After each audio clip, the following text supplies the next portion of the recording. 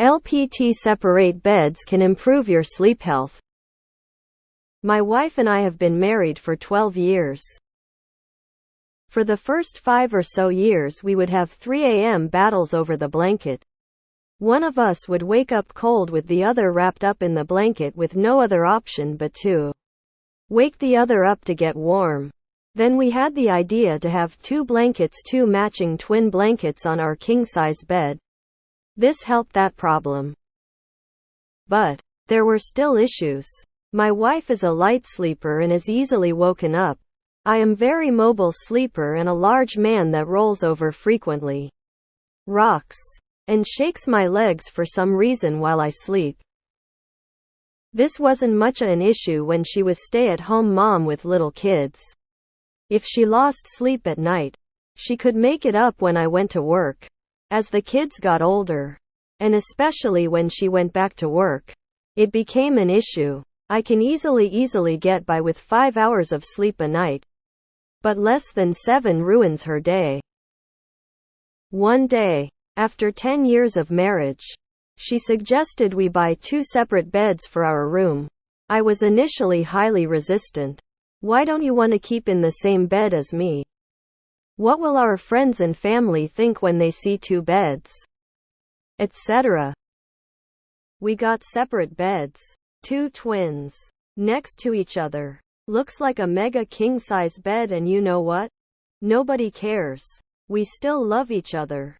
And we have never slept better. I can bounce around all night, shake, rock, and roll, and she doesn't even notice. TLDR, separate beds doesn't mean you don't love your partner, just means you love sleep. We went with separate blankets. Made a world of difference. Me and my now ex-wife figured out that sleeping in separate houses with other people solved the problem, but YMMV. My partner and I are talking about buying 2 queen-sized beds and pushing them together into mega Voltron bed. Bad idea? I guess we'll find out. Split king adjustable bed. 1 set of TXL sheets blanket for each of you and fits inside a king-sized bed frame.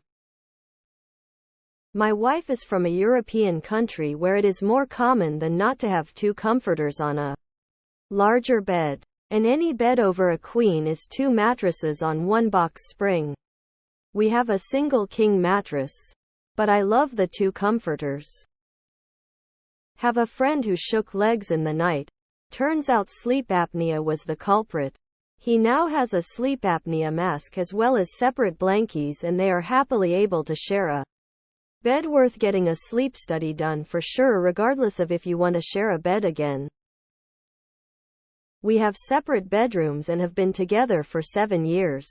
It is wonderful. I miss him. But I also love having my own room and bed. He snores and now I don't get woken up by him snoring and being loud in the morning.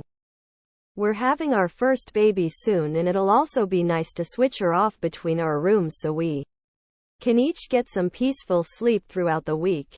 Nothing wrong with it. We're in our early 30s and I am much nicer since we started this last year. We just buy blankets that are 1 size larger than the bed. I am lying here at 4 a.m. next to my beloved husband, who is flopping around like a fish on a pier and plotting on how to tell him I want separate beds. Like tomorrow. Took it a step further many years ago. On account of snoring and other sound issues, separate rooms entirely. I advocate this to other couples whenever I get the chance. My husband still grumbles about it, but he can't deny the better sleep experience. My wife and I together 10 years. Married 7 as of this month, have actually slept in separate bedrooms altogether for the past 3-4 years. We're both naturally pretty independent people. Sleep very differently. And also keep pretty different hours. So it gives us our own spaces where we can be our dual gremlin selves without bothering the other. Plus we get to go, hey, wanna come over to my place? My husband and I were at a resort where the room options were 2 full-size beds or 2 full-sized Beds pushed together. It was so nice. I told my husband I would recreate that in our house if we had the space. It's the norm in Northern European countries to each have your own separate duvet. Which was the best thing I'd ever heard of for my last relationship. He needed a weighted blanket and I need to snorkel parts of my body and roll the duvet into a body pillow and sleep like a maniac. Separate blankets made perfect sense. My brother and his GF have done this since cohabitating 3 years ago out of their 7-year relationship, and oh man does it work for them. They admitted to themselves and each other they're both sprawlers. Sleep hot. And extremely light to boot. They almost broke up before sleeping in separate rooms, and they both attribute that move being integral to the longevity of their relationship. I will most likely do the same thing the next time I live with a partner. We are together 17 years. Married 15 years. We have had separate bedrooms almost the entire time. We can both have as much clothing as we want. Personal closet for junk and stuff. Watch our own shows at night. Like OP said, it does not change how much we love each other. Just makes us not hate each other. This isn't true for everyone. My wife and I sleep horrible when we're not in the same bed next to each other.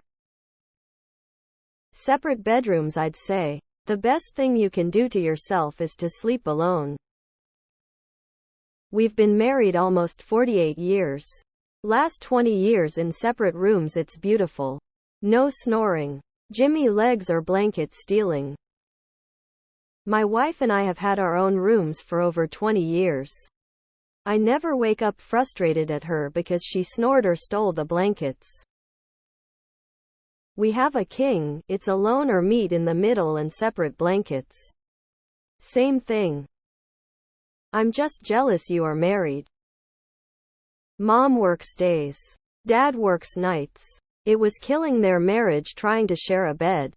They have separate rooms now and they've had so few issues since making the switch. Fully support. We have 2 small children who migrate to our bed during the night. So now we have separate bedrooms. She sleeps alone until the kids migrate. I sleep with the dogs. It has actually been really good and increased sexy fun time counts.